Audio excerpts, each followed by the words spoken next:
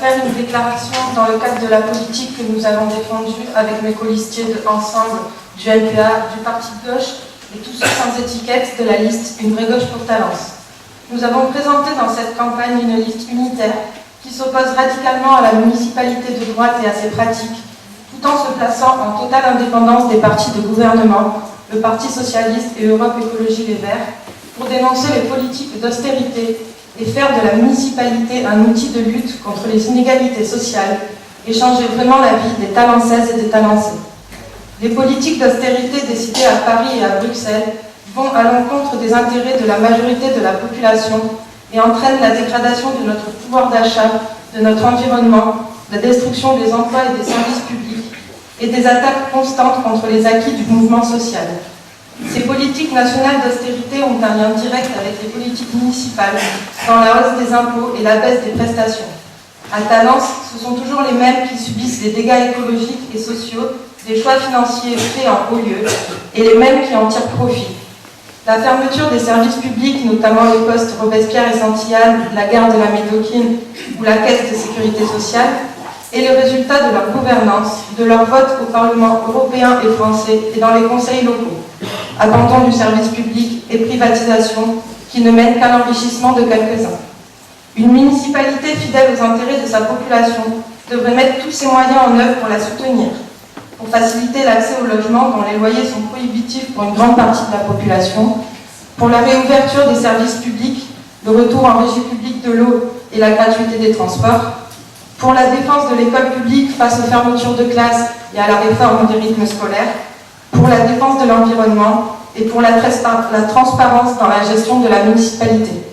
Une politique favorable aux Talencaises et aux Talençais ne peut se mener qu'avec leur participation directe, en instaurant une véritable démocratie locale, qui est le souci d'associer le plus grand nombre, non seulement au débat, mais également aux décisions, y compris bien sûr le vote du budget. La démocratie participative n'existe que si l'ensemble de la population, français ou étranger, participe réellement à l'attribution des budgets avec pouvoir de décision.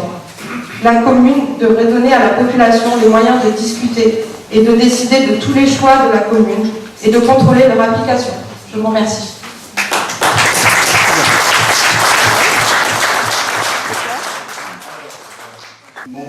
Mon intervention sera très brève et elle portera sur la transparence. Dans les programmes électoraux des 4 listes de candidats à l'élection municipale de Talence, il a été fait de nombreuses promesses, notamment à propos de la transparence. Ces promesses vont-elles, comme à l'habitude, rester sans suite?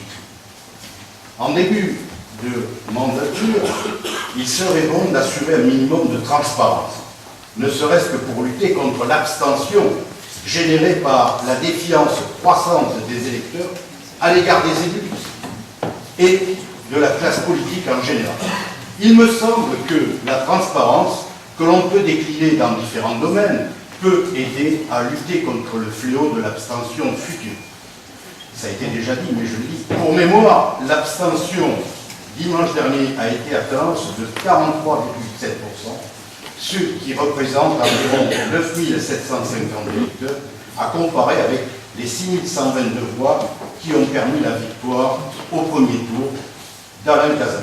En fait, le vrai vainqueur a été l'abstention. Comme je l'ai dit, la transparence dans le dispositif politique local peut participer à renforcer la démocratie en ramenant les abstentionnistes vers les urnes. Je propose que tous les élus de cette Assemblée fournissent toute information nécessaire concernant leurs différents mandats, concernant les indemnités perçues, ainsi que le montant des petits à côté, jetons de présence dans certaines structures, conseils d'administration par exemple. Ces informations seront rassemblées et publiées, pourquoi pas, sur le site internet de la mairie. Il ne s'agit pas d'étaler sur la place publique des éléments confidentiels, il s'agit simplement de montrer aux électeurs que l'élu n'est pas un privilégié et qu'il mène une vie normale avec des revenus suffisants sans pour autant être excessif.